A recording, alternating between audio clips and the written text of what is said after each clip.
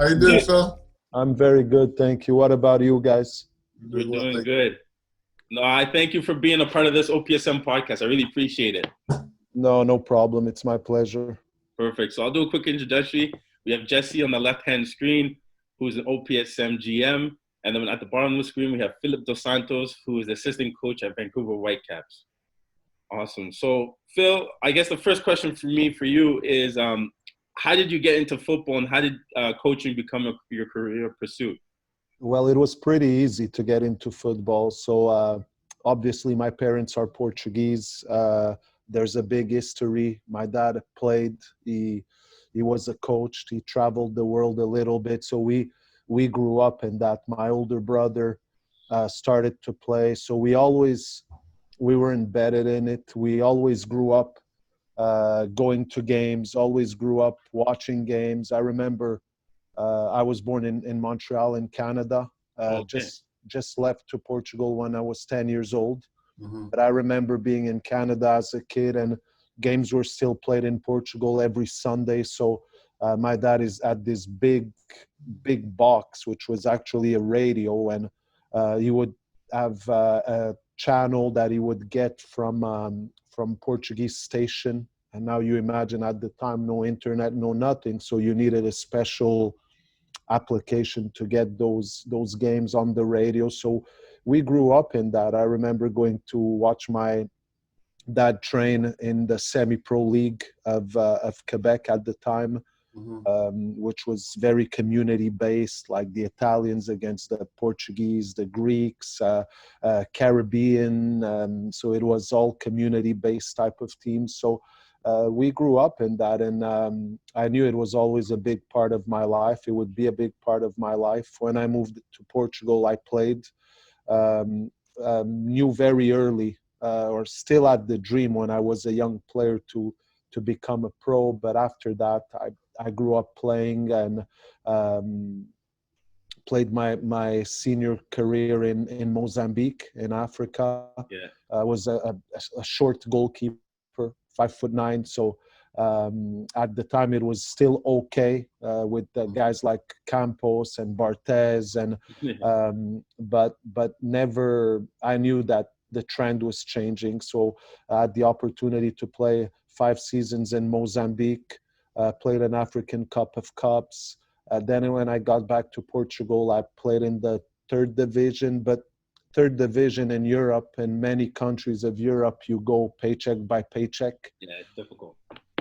And that's when I started to ask myself questions. I felt that I was already a leader in the locker room. I was already looking at the game differently, studying the game a little bit more than other players. I remember even at school getting papers being confiscated by teachers with lineups and formation. So it was something that was already part of me. And at the age of 27, I came to Montreal, and I had a spell of a trial with the Montreal Impact, who was still in the USL at the time.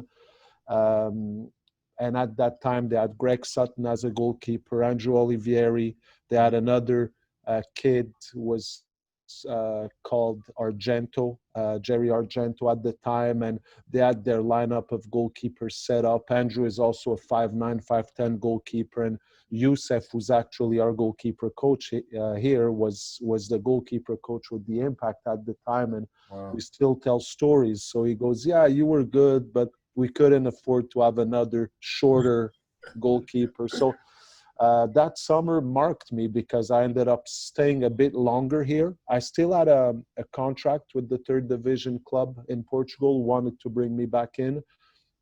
But I was offered a full-time job into coaching, and I had a career decision to make at that time. And I just decided that for me, for my family, maybe transitioning right away when the opportunity kicks in would be the best thing. I was given a full-time job as an assistant technical director of a big region in Quebec, at an amount of money that was already bigger than what I was making or earning as a player in Portugal. So it was a pretty straightforward decision, and I got into it. I dove in. I didn't stop since.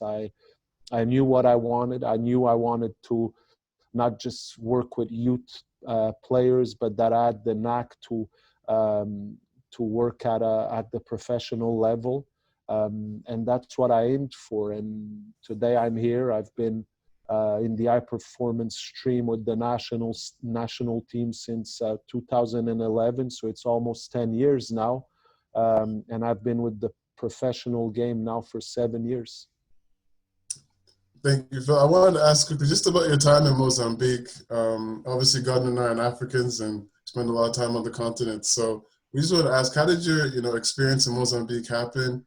And also, like, what were some of the lasting memories that you got from African football?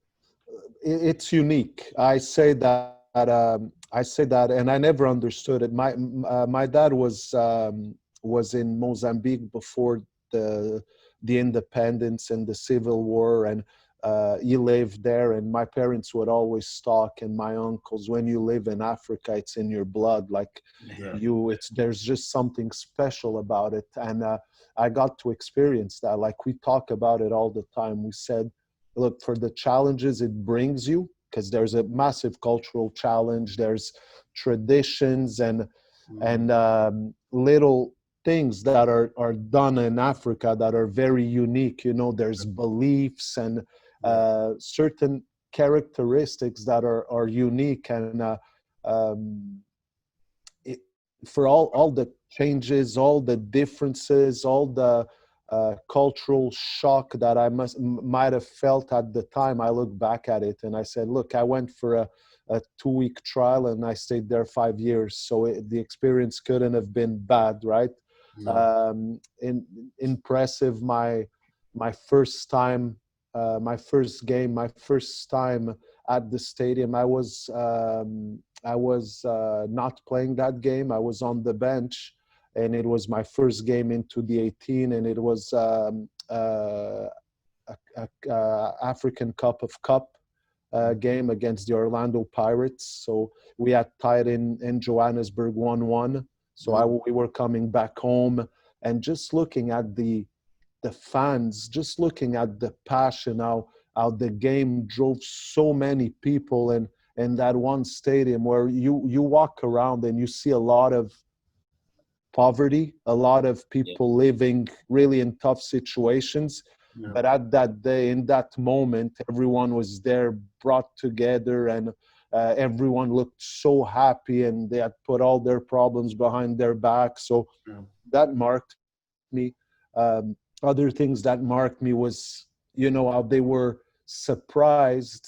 I was the only white player in the team.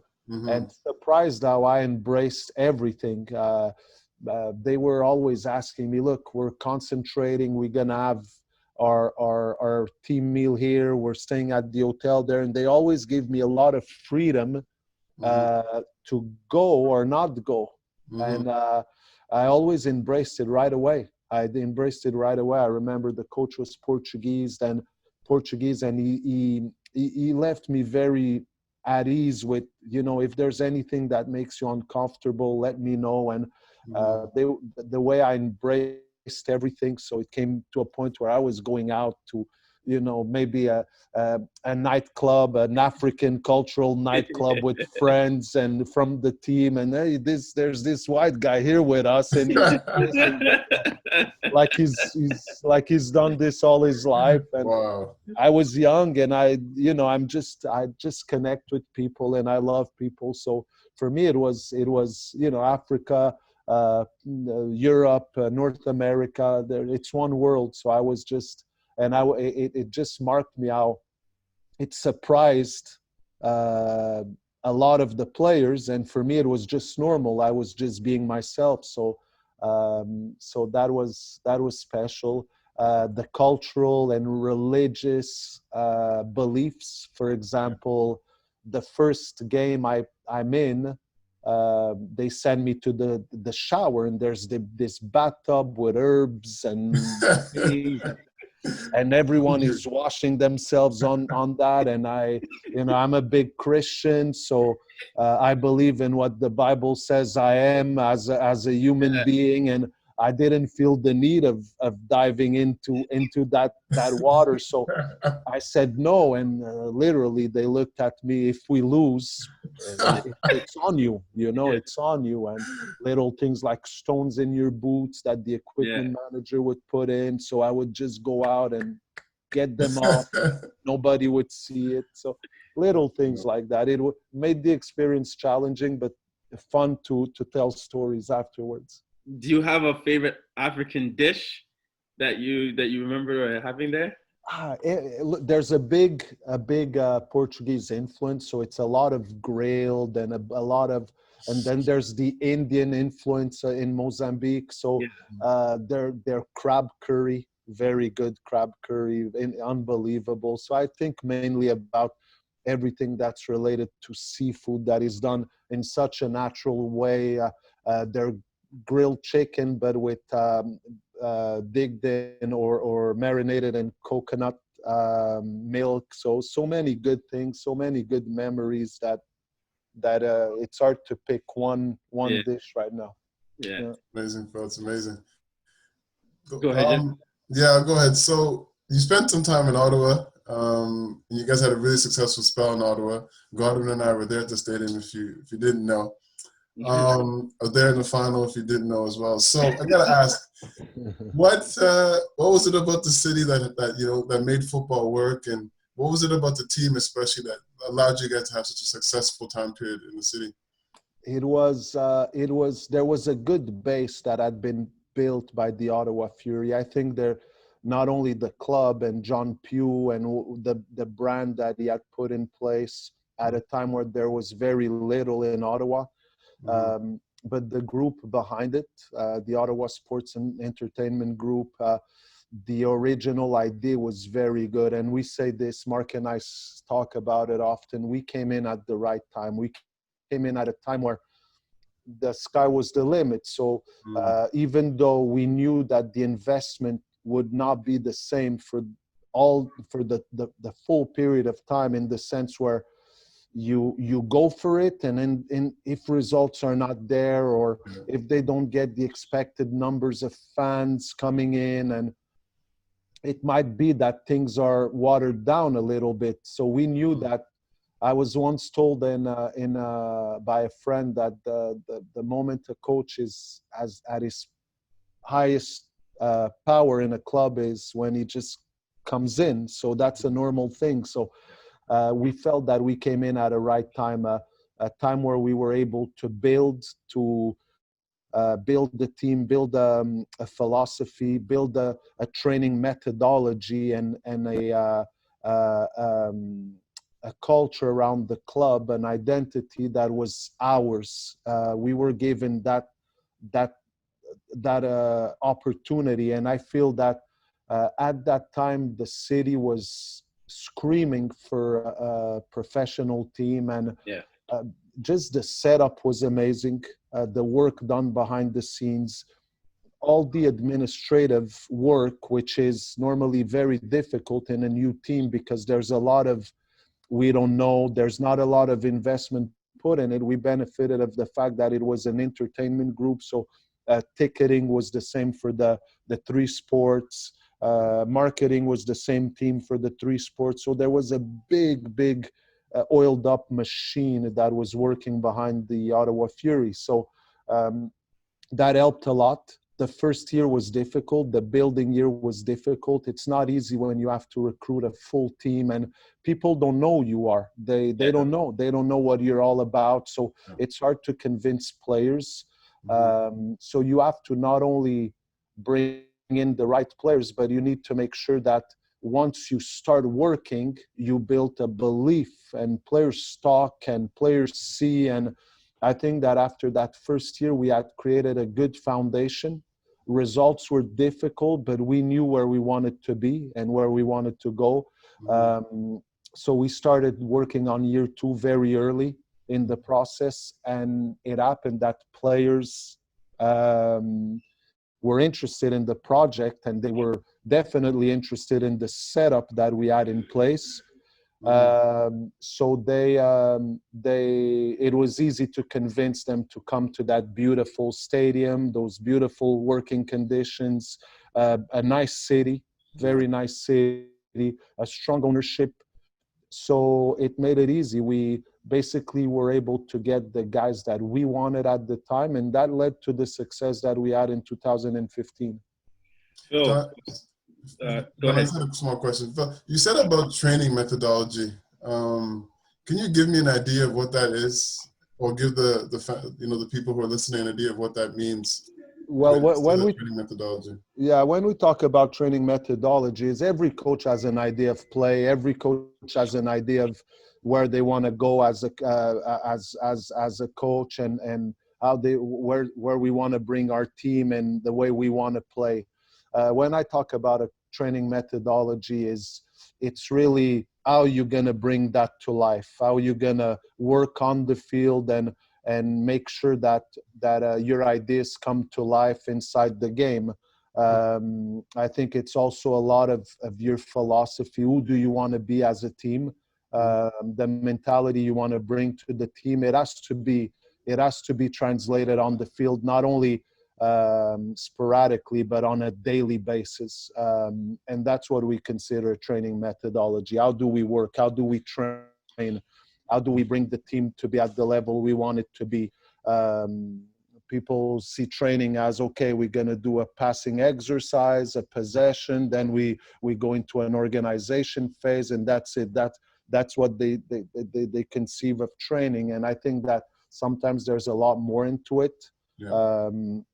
Into the preparation and the know-how and how you manage the loads and in which days you're going to do what, and how you're going to bring to life all the elements that will affect the performance. I think that was clear in our heads, how we wanted to do things.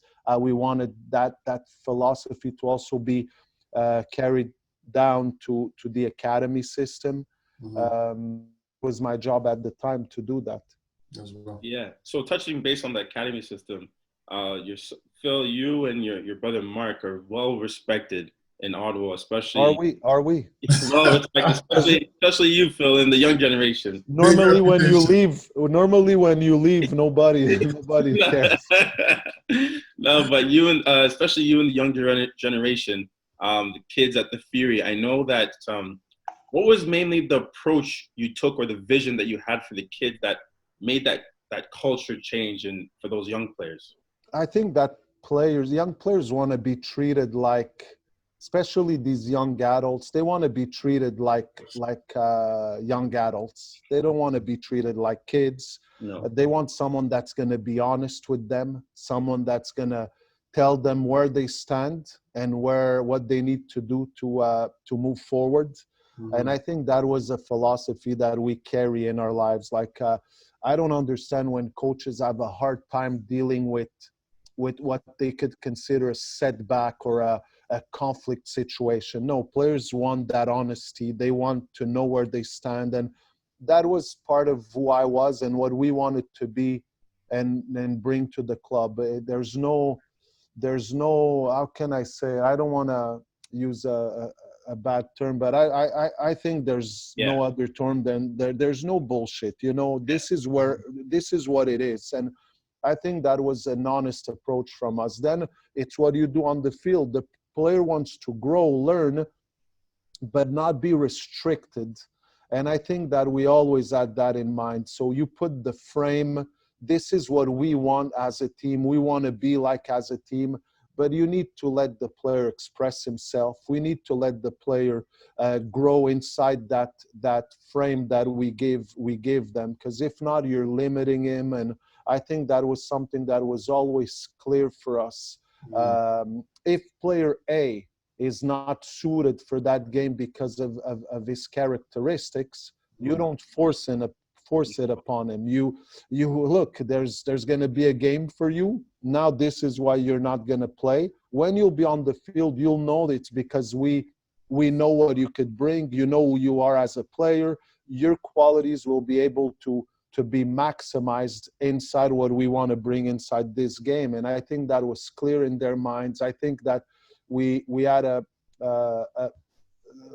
I say this: too much justice is bad, too much grace is bad too. You need to be like a dad to them, where you can't be praising them all the time, but you can't be hammering them all the time. So I think that I carried that approach, and it's something that when you have kids, you understand where to choose your battles, where to. And with young players, it's like that. They are eager to be taught, but not always with the negative. You have to be very open. You have to communicate well. You need to keep that channel open, and be constantly giving them feedback in a way where they're not going to feel that they're imprisoned by your ideas. And I think that was an important element. And at the end of the day, I say this: if you're not yourself, players, they will spot it. They will sniff it.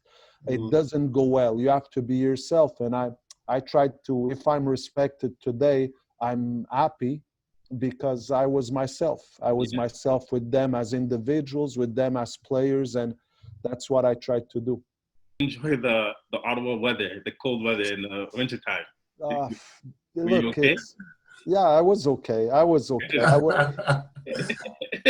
I heard about that even before I moved to Ottawa. It's a valley, guys. It gets very cold in the winter. The truth is that our winter, it's the off season.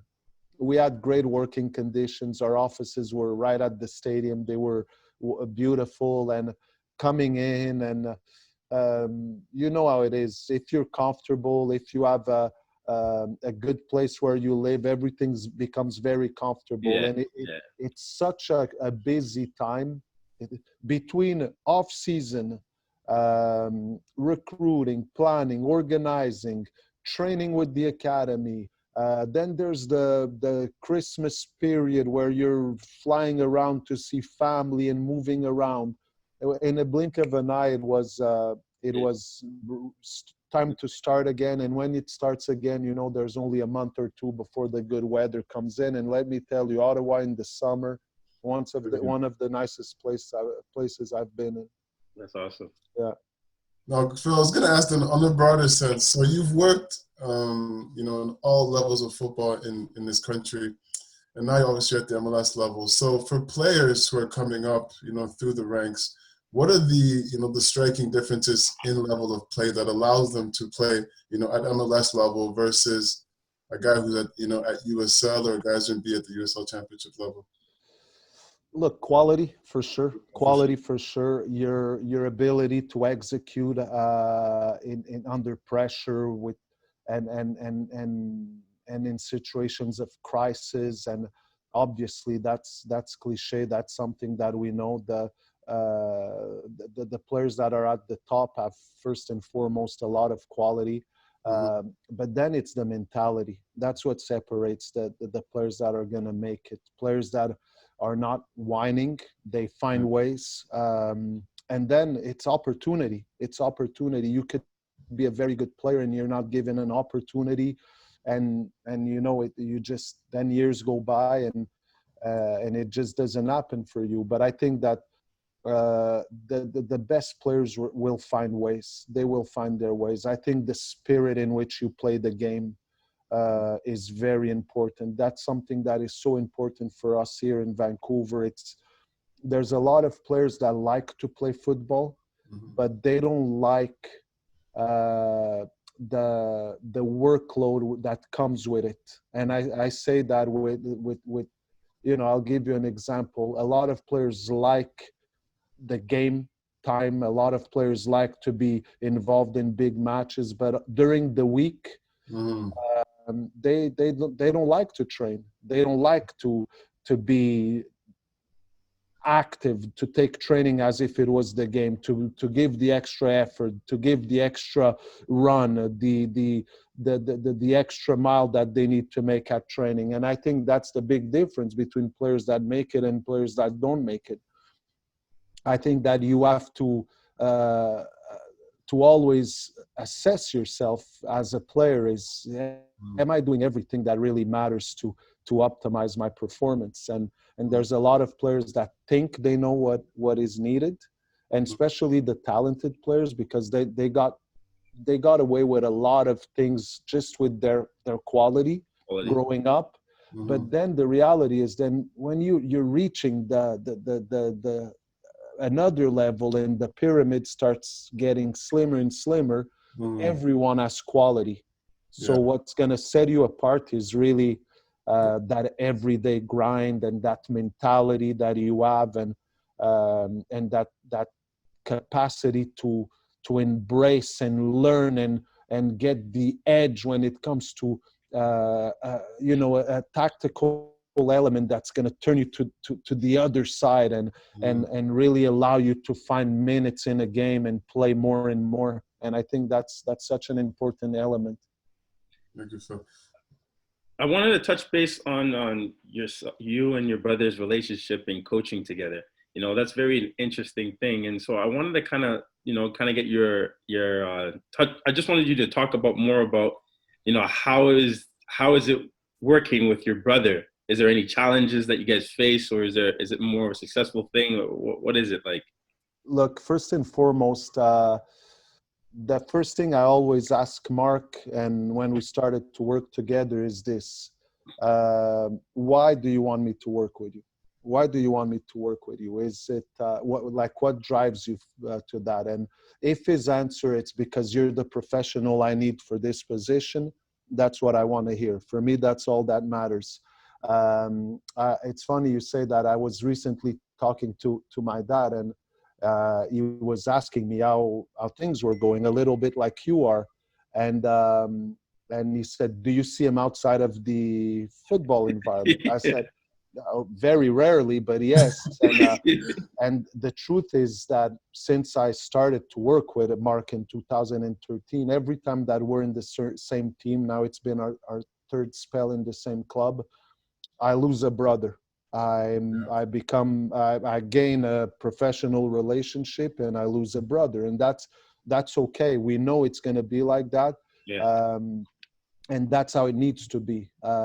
Mark doesn't give anyone in his staff special benefits. He doesn't hear me more than he's going to hear Vanya or Youssef. He doesn't make me tighter confidant. He won't. It's the way it is, and it's the way I like it to be. I think that's the way it needs to be. It brings value to my work. It makes me be assured that I'm here because of professional reasons, which is important.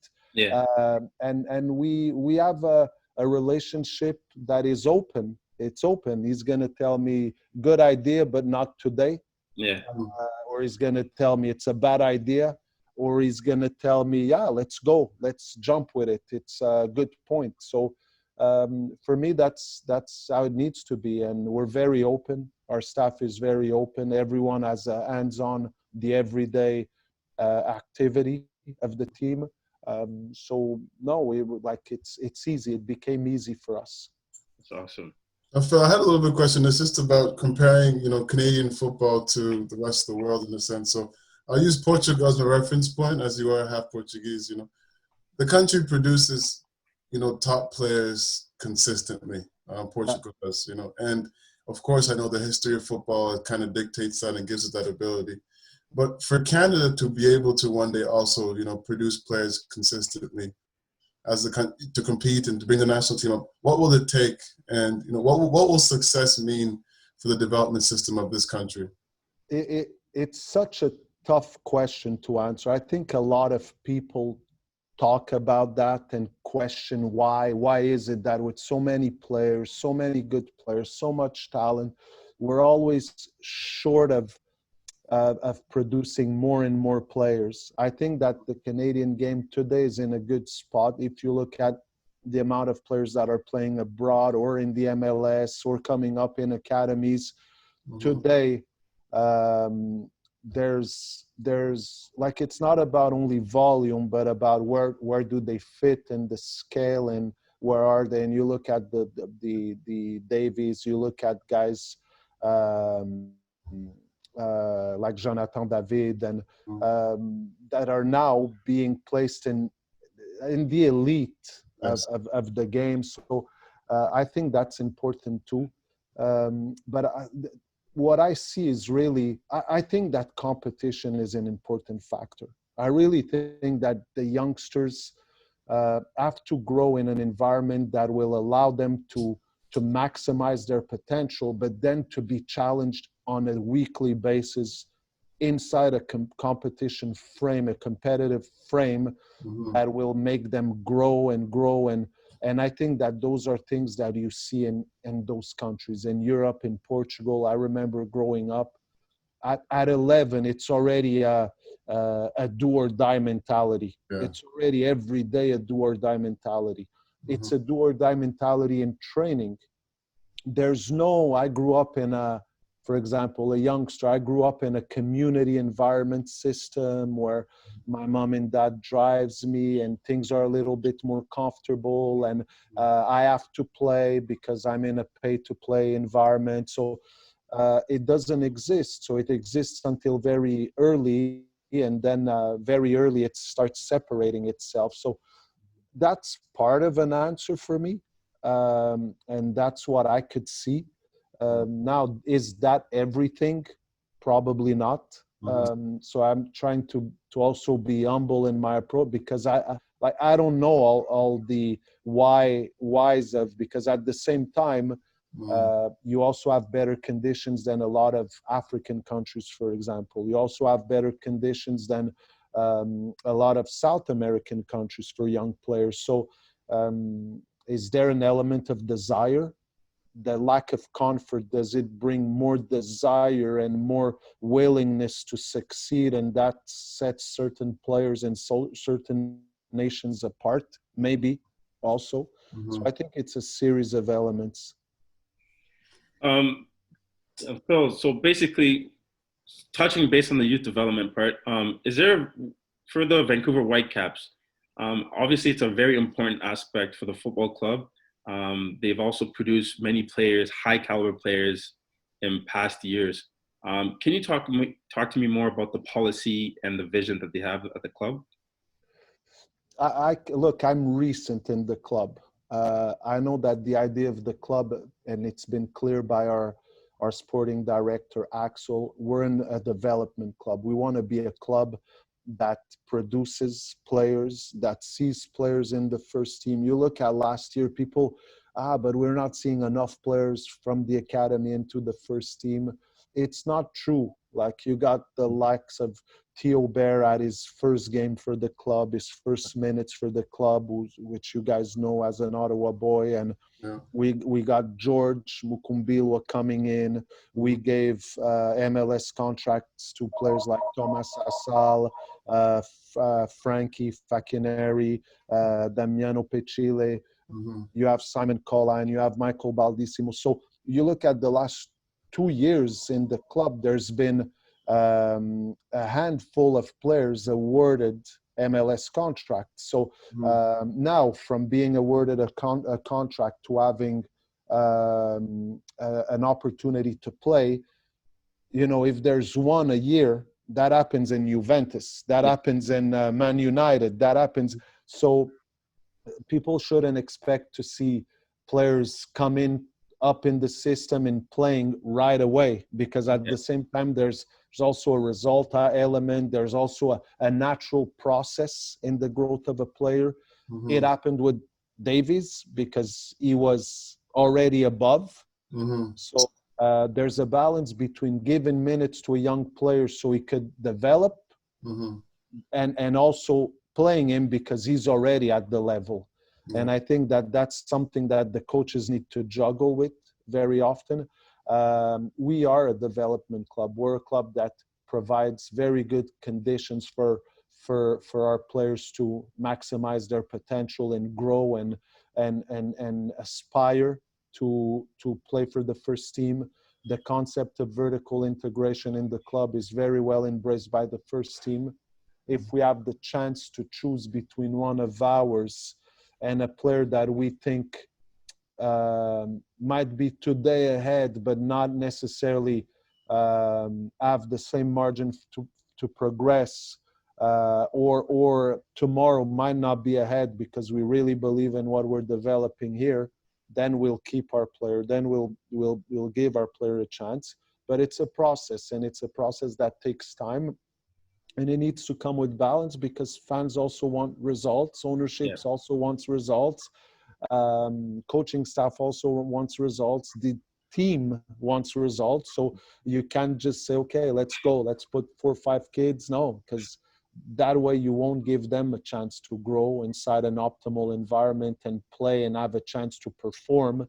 So we're in the process of finding that balance. And we drafted a young kid that wasn't an academy product, but he's a young Canadian in Ryan Raposo. He's had minutes, Theo's had minutes. So there's young kids that will have minutes for us this year. That's awesome. So I had one more question then for you. Yes. About the present team then, moving forward, if you can give us a little bit of insight, what are the things you're excited about? I know COVID kind of put football for you guys on hold, of course, for everybody, but what were you most excited about this team, and maybe some of the, the personal expectations that you might have had for, the squad? We feel that last year we had a lot of challenges when it came to recruiting. The timeline to recruit was very small. We had to basically turn the roster around in a very small amount of time, and very often you get players that are available as opposed to players that you really went after. And this year we feel, and with our sporting director coming in, and we felt that last year was a year of defining who we wanted to really be as a club, and going through the hard situations that we lived, and it became very clear in our head that what type of team we wanted to be and what was realistic for the Whitecaps.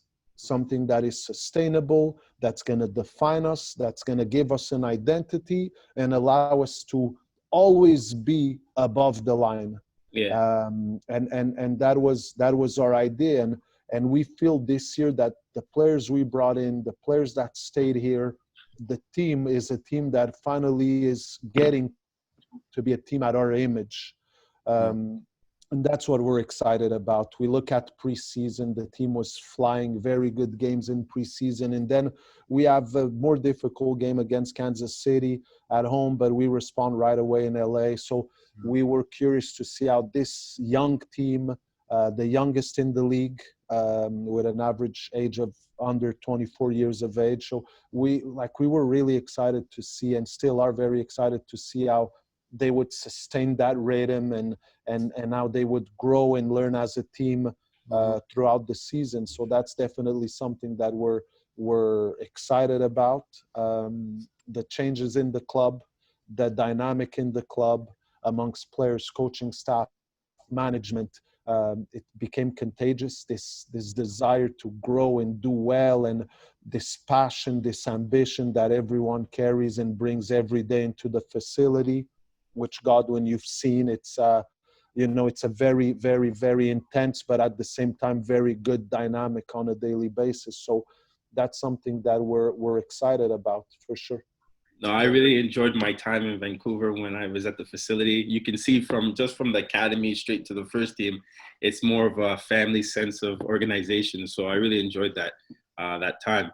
That's what we want to be, right? We feel that you could only be accountable for something if you're involved in the process. And 100%. The mistake that is made is very often we want the kit man to perform. We want the operation people to perform. We want the data analysts to perform, the video analysts to perform, but we separate them from the process. We just know, and we don't want to be about that. We want everyone to feel pain when we lose, and everyone to be happy when they win. So when the team wins. So for that, everyone needs to feel the responsibility that they're part of the process. That's how you generate accountability.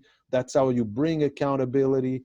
And I think there's no other way to sustain if you want to be a successful club down the line. 100%. Phil, you're getting me excited here, so I gotta move on to the next question. So we like to have a little fun with our guests, just put them through your question and answer period. Perfect. So as a manager, you're gonna get to pick through some of the greatest Portuguese legends to make up your little team. Okay. So I have 4 questions for you. So we're gonna start with the back. Would you rather have Pepe or Ricardo Carvalho as center back? Ricardo Carvalho, 100%. He didn't waste any time on that one. The technical guy, or when I talk about a center back for modern days, I think of him. You know, good in the air, very fast, turns very quick, could defend space behind him. I really liked him as a player, so it's a no-brainer for me. Is that Frank Lampard, Paul Scholes, or Steven? I'll go with Steven Gerrard. I'll go with him. I'll go with Steven. I liked him. There's something about him. There's a look, we're talking about mentality. We're talking about. He had it. He had the heart. Yeah. The leadership. All right. So the next question: Luis Figo or CR7? No. To be on your wing. Both. No, Phil, you gotta choose one, man. Both. No, Cristiano. Yeah, Cristiano. For today, for the game of today, Cristiano. Yeah. Perfect. Yeah. And then lastly, Jose Mourinho or Fernando Santos? To manage the team. To manage.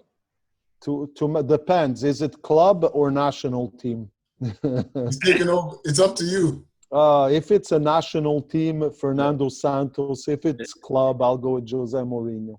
That's awesome. Yeah. No, that's awesome. So one more question. Yeah. How did you celebrate the Euro Cup final win? It's funny. You want to know where I was? Yes. I was coaching the Fort Lauderdale Strikers. Mm. Oh, wow. And we were playing in Edmonton. And there was a rain delay and a lightning delay.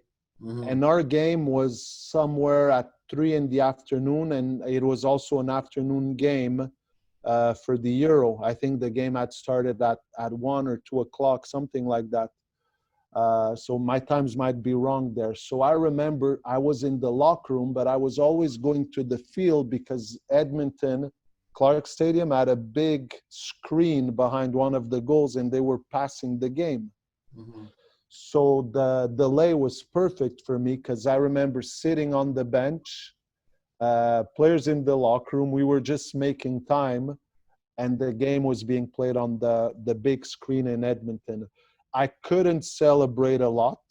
Yeah. I really couldn't celebrate a lot because you're there trying to be all about business. Yes. But let me tell you, when everything ended, everything ended there, it was there was a lot of joy for sure. We lost the game against FC Edmonton at the time, so I was trying to keep it quiet, but at the end of the day I was very excited, very happy. Yeah, Eder in order extra time, right? Yeah. I won't forget, I was very distraught having family in Paris and having spent so much time in France. It was tough for me, but not me. I could see the 2 jerseys you have behind you there. Not me. I was very happy. There was something about the arrogance at the time of Griezmann. I remember everyone talking about Portugal not playing well, not being good. We don't like the way they play, and they were so pragmatic throughout the whole tournament. I think they made it out of the group stage with ties and 3 ties. Yeah, so for me it was a way to say, okay, let's go. That's awesome. Why not? Oh my! But Phil, thank you again. Thank you for taking the time just to be a part of this OPSM podcast, and we really appreciate you taking the time. And we wish you in Vancouver, all the best. My pleasure, guys. Good luck for you guys also.